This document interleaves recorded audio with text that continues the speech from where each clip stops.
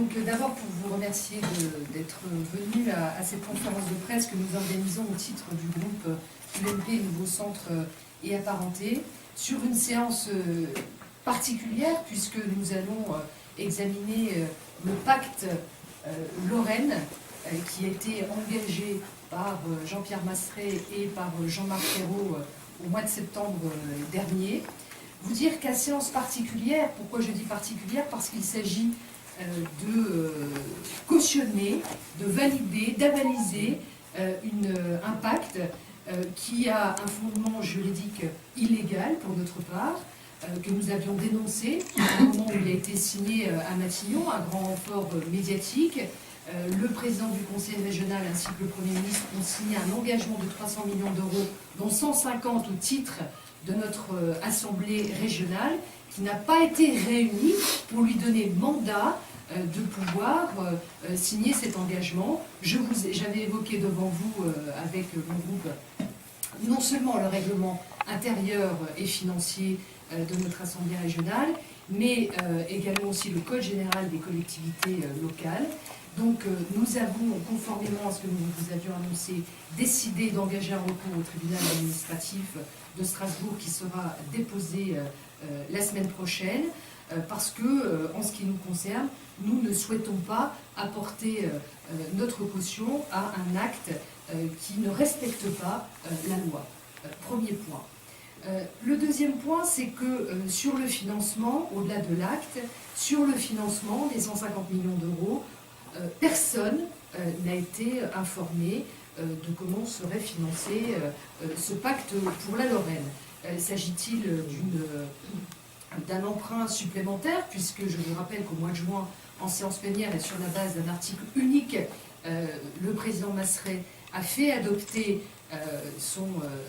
par un vote positif son assemblée régionale pour emprunter 50 millions d'euros. Sur quoi il ne le savait pas. Et rappelez-vous, vous étiez présent pour bon nombre d'entre vous à cette séance plénière. Il s'est contenté de faire voter ces 50 millions d'euros.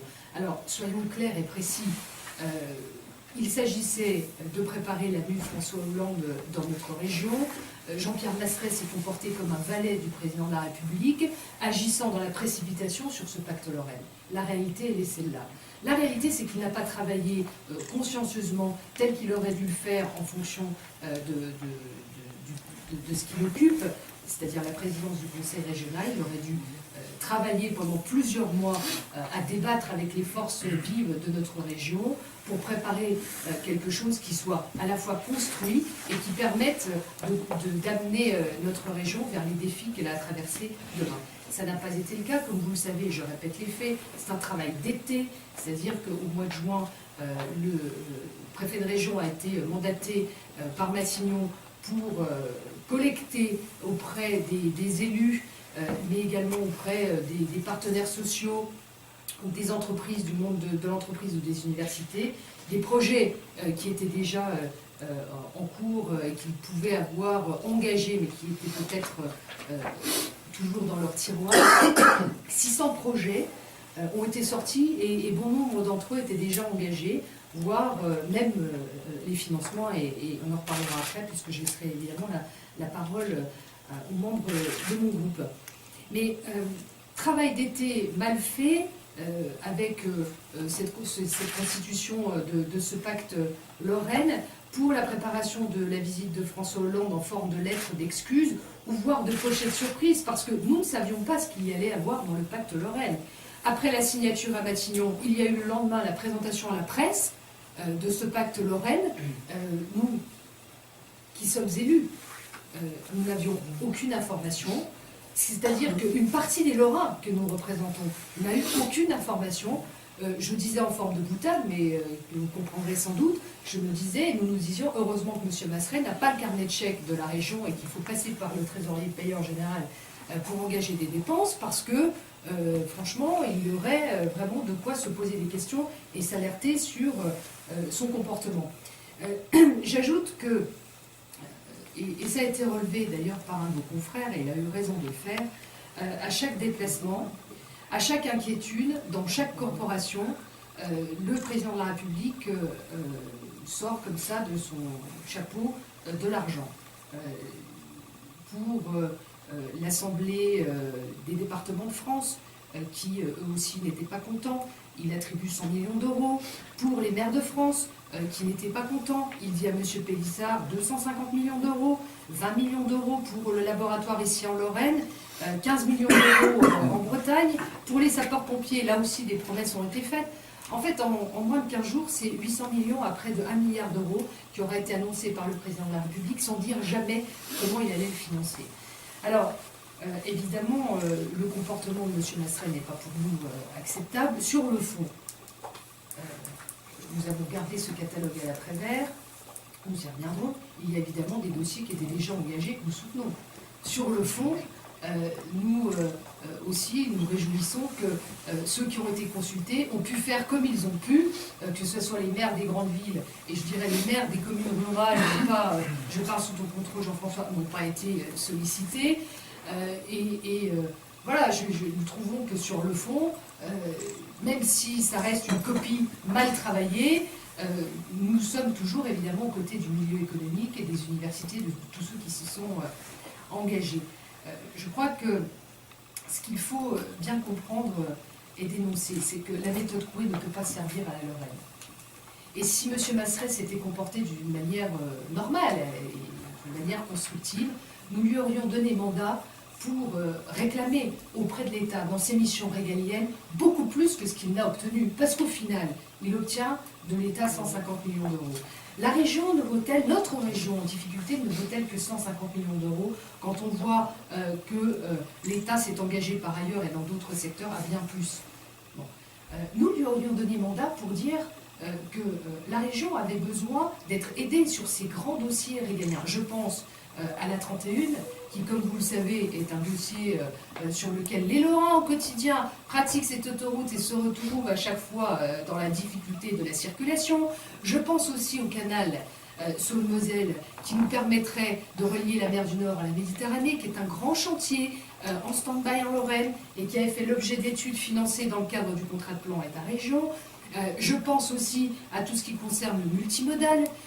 Nous pensons, en ce qui concerne les missions régaliennes de l'État, aux postes qui ont été supprimés, notamment chez les laboratoires de l'université s'agissant de la recherche. Nous pensons à tout ce qui concerne aussi l'amélioration des villes et la rénovation urbaine.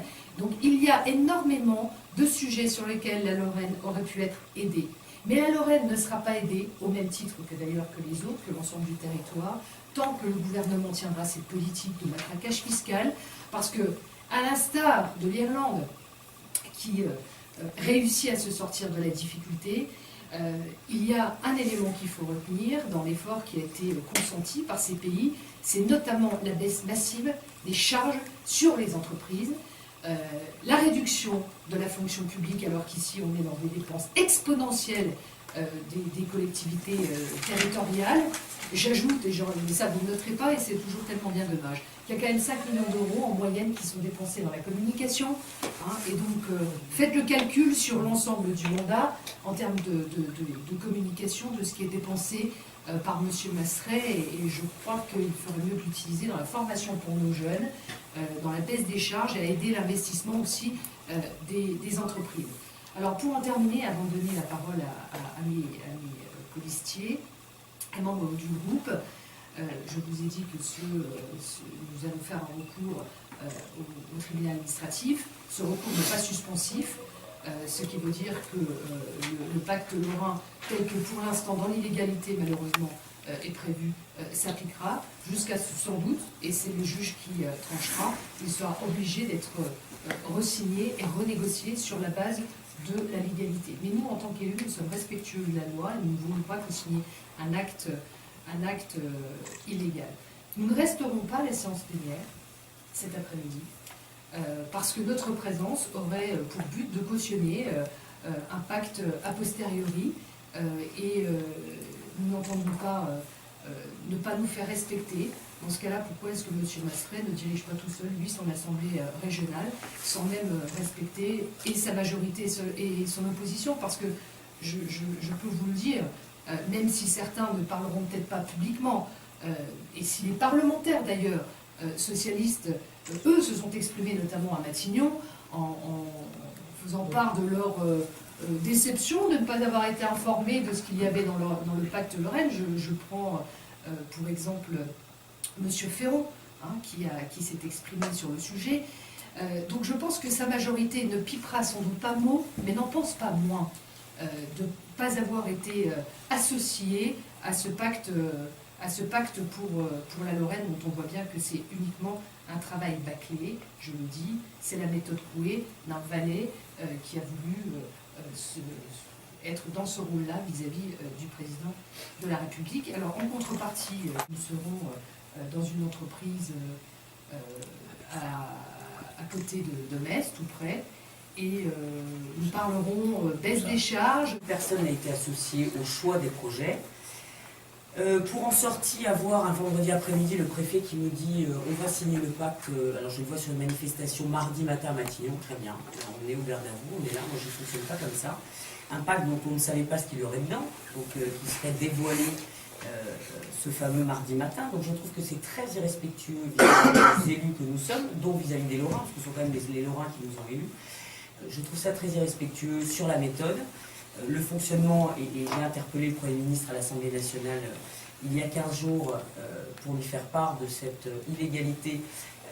Je n'ai bien entendu aucune réponse du Premier ministre, puisque c'est Mme Fioraso qui a fait la réponse, alors qu'on n'était pas du tout sur la thématique de Mme Fioraso, donc c'était quand même très surprenant. En tout cas, c'est elle qui a fait une réponse à côté, complètement à côté de la question que je posais. Je le regrette très sincèrement, et je pense qu'à un moment donné, on ne peut pas tout accepter, voilà, tout simplement. Si sur le fond, le principe, on a besoin d'avoir un soutien de l'État au niveau de la région Lorraine. Encore faut-il que l'on soit tous d'accord sur qu'est-ce que l'on met dedans. Alors Nadine l'a rappelé, la 31, parce qu'on peut faire du développement économique, si on n'a pas d'infrastructure importante, on n'arrivera pas à faire venir de grandes entreprises sur notre territoire. Parce qu'effectivement, les infrastructures sont une nécessité, qu'elles soient routières, qu'elles soient ferroviaires, qu'elles soient fluviales, c'est une nécessité absolue. Et on a un besoin à ce niveau-là. Donc je pense que effectivement on a été complètement mis de côté, et je pense que pas seulement les élus de l'opposition d'ailleurs, hein, d'une façon générale, je crois que ça a vraiment été un duo entre M. Masseret et le préfet qui ont fait cela, et qu'on ne peut pas très sincèrement cautionner. Sur le montant 150 millions d'euros, c'est ce qui a été fléché dans le cadre des investissements d'avenir par le précédent gouvernement, donc c'était un argent réservé pour la région Lorraine et pour Florange en particulier. Donc rien de nouveau sous le soleil, je dirais, en sachant que dans ces 150 millions, il y a déjà des projets qui étaient déjà partiellement financés. Donc on peut encore revoir ce montant à la baisse. Et ce qui me fâche énormément, c'est quand je regarde ce qui a été fait, puisque d'autres pactes ont été proposés dans d'autres régions, nous n'avons pas une exception, contrairement à ce qu'on a voulu faire croire aux Lorrains, c'est que certaines régions ont été bien mieux dotées que nous. Là, l'État s'engage à hauteur de 10% du montant espéré d'investissement, donc du milliard et demi, du montant espéré, je dis bien. Dans d'autres régions, on est sur 25%. Donc moi, la question que j'ai posée au Premier ministre, à laquelle je n'ai pas eu de réponse et que je repose, c'est pourquoi est-ce que la Lorraine est sous-dotée par rapport à d'autres régions? À un moment donné, soit on a un traitement équitable, soit on est en mesure de justifier pourquoi telle différence. Et à ce jour, je n'ai pas de réponse, et je le regrette très sincèrement.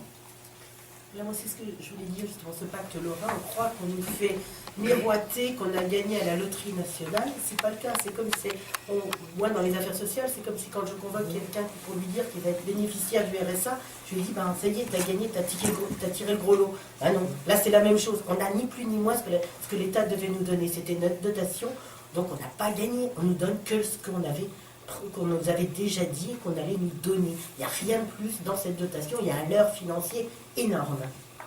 Je voudrais juste rajouter, Nadine Morneau vous a dit que c'était un acte illégal, inachevé, inadapté. Je vous donnerai juste un exemple, la façon dont ça s'est passé. Le 28 avril, le sous-préfet de l'arrondissement, je suis dans Moselle Sud, vous voyez Center Park, dont vous me situez, on a déjà une lettre du sous-préfet. Le sous-préfet en tout cas me demande, faites un dossier, il y a de l'argent, c'est le pacte Lorraine. On avait déjà investi, communauté de communes, 30 millions pour l'assainissement, du fait de Center Park, c'est encore 20 millions à faire. Je monte un dossier, en 48 heures, on avait 48 heures avec une rapidité dingue. Je me demande un peu d'argent, il faut faire des propositions, 2 millions. Alors je dis inachevé, bâclé, j'attends toujours la réponse, même pas d'accusé de réception. Oui. Rien. Donc on a travaillé, on nous a demandé de travailler très vite, pas de réponse. Donc qu'est-ce que c'est? C'est se moquer des élus que nous sommes. On préside une communauté de communes de 19 communes, on travaille alors qu'on a 50 millions de travaux. On a déjà fait 30.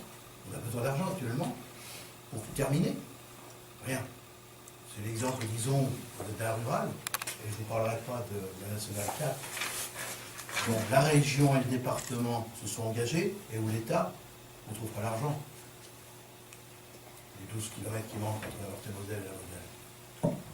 Je voudrais rajouter, tout a été dit sur le rôle des conseillers régionaux dans l'histoire. Moi, je l'ai découvert, le pacte, je l'ai découvert dans la presse.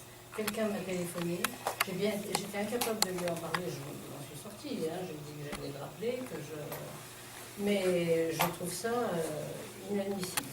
En tous les cas, pour la Meuse, rien de nouveau sur le ciel meusien.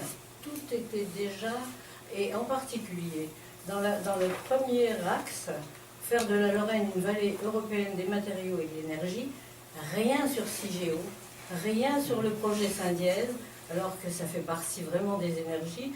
Je pense qu'on ne veut pas parler du nucléaire parce que ça divise la majorité socialiste et les Verts. C'est d'ailleurs un manque de respect du préfet de région.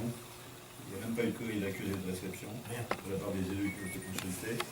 Même quand il n'y a rien, après la moindre des choses, c'est quand même c'est une réponse quand on a souhaité associer les élus locaux, ce qui n'a pas été le cas des conseils régionaux. Moi, si je devais caractériser le pacte, parce qu'on a déjà vu ce genre de montage, c'est le catalogue de la Redoute, mais sans trop de débit pour passer la commande. On est dans une logique du XXe siècle, alors qu'il faut s'attaquer au défi du XXIe siècle. Qu'y a-t-il, par exemple, pour apprendre les langues étrangères pour les jeunes Qu'y a-t-il pour moderniser l'appareil de formation du Nord-Lorrain qui est totalement inadapté? Qu'y a-t-il en matière de gouvernance pour l'organisation territoriale? Aujourd'hui, on a une organisation territoriale complètement éclatée en Lorraine, en dehors du gros Nancy, peut-être de métropole, quand bien même les compétences sont peut-être encore insuffisantes, alors qu'aujourd'hui, on est dans le siècle des villes, avec des agglomérations qui doivent avoir une taille suffisante pour pouvoir répondre aux défis du XXIe siècle, sur la question des transports ou sur la question du très haut débit, alors qu'on a des organisations territoriales complètement inadaptées en matière de décision. Ça veut donc dire qu'on est dans une situation où on a des machines à immobilisme, à créer de l'immobilisme, parce qu'on a conseillers régionaux, etc. Enfin, vous avez même dîné qui a la colonne vertébrale avec la Meurthe-et-Moselle, avec son réseau Mémonette, mais il n'y a personne dessus, alors qu'il traverse la Moselle et la Meurthe-et-Moselle. C'est complètement surréaliste, et alors que la question, par exemple, de tout le développement des emplois numériques, c'est que c'est une question centrale. Soit-il pour Saint-Dié, Forbach, Longwy, Florange, et toutes les villes qui sont en difficulté, qui sont post-industrielles. Observez bien ce qu'il y a dans le pacte, il n'y a rien. Longwy, 20 millions d'euros pour Belva. On parle du projet de Luxembourg, on ne parle pas du projet que les élus pourraient avoir au niveau de grandes agglomérations. Qu'y a-t-il pour Hayange, Florange, mais de manière très concrète, qui va changer la vie quotidienne des gens demain matin pour améliorer et valoriser l'image de Lorraine. Parce que l'image de Lorraine, ça compte. On parlait de communication, la bonne communication, celle qui, par exemple, je fais des opérations de rayonnement urbain pour contribuer à donner un visage nouveau, une certaine fierté. La fierté, ça compte dans la capacité de construction d'un projet pour la Lorraine. Et qu'y a-t-il? Observez, regardez, soyez précis, rien. Donc, ben voilà, c'est une opération de communication supplémentaire. Il faut ramener à sa juste mesure.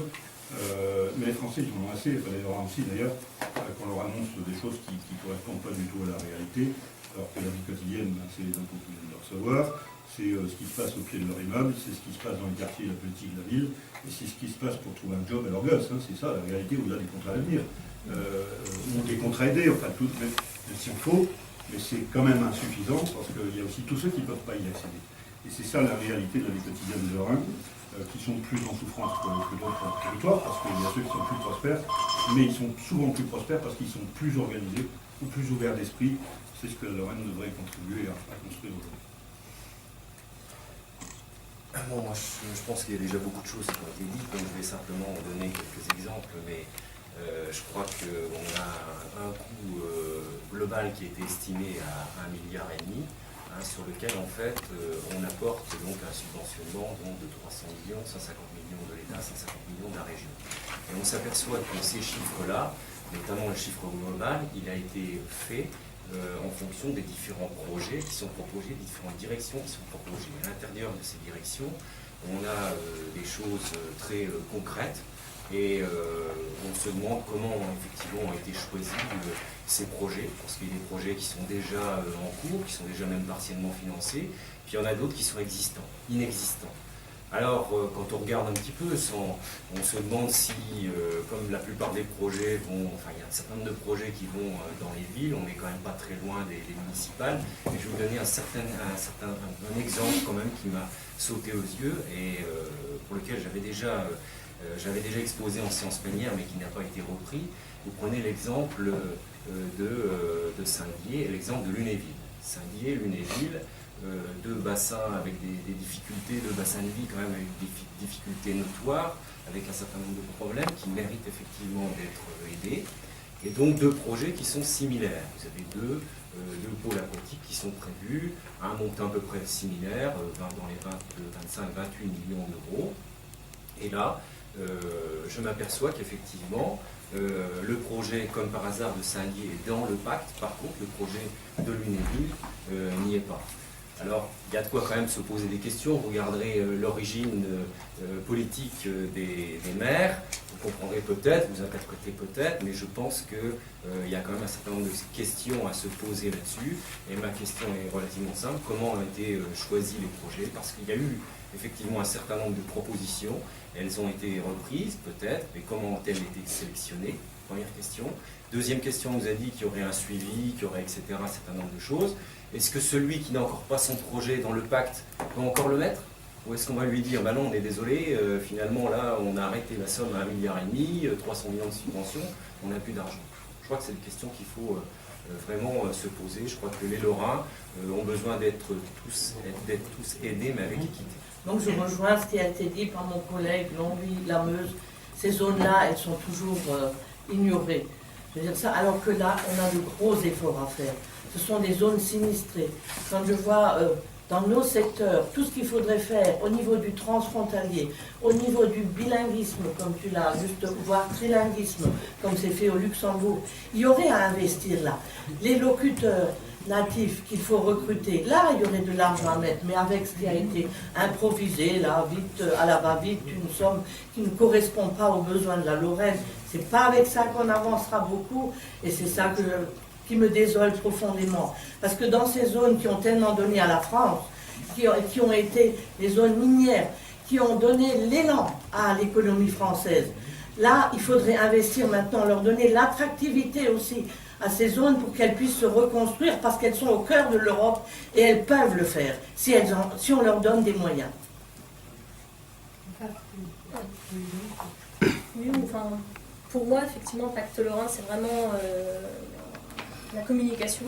En plus, j'ai découvert, moi, à la radio, même, c'est un pacte qui doit rassembler les attentes de tous les Lorrains et pourtant, ça n'a pas été le cas. Les policiers l'ont dit, on n'a pas été concerté. On a commencé Anne Grandmerche a été penchée pour s'investir dans ce pacte, mais au final, rien n'a été, il n'y a pas eu de suite. Donc ça a été vraiment c'est qu'une communication en plus.